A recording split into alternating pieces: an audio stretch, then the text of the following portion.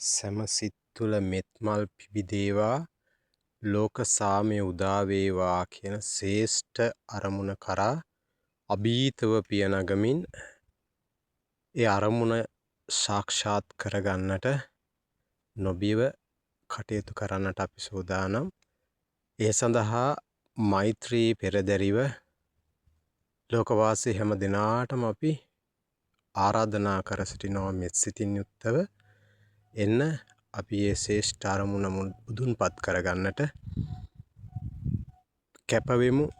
අප කැප වී කටයුතු කරමු.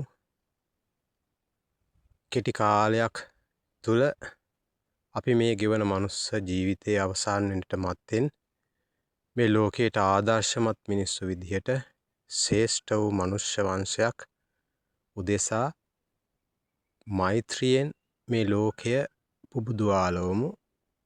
හැම දිනාටම තෙරුවන් සරණයි.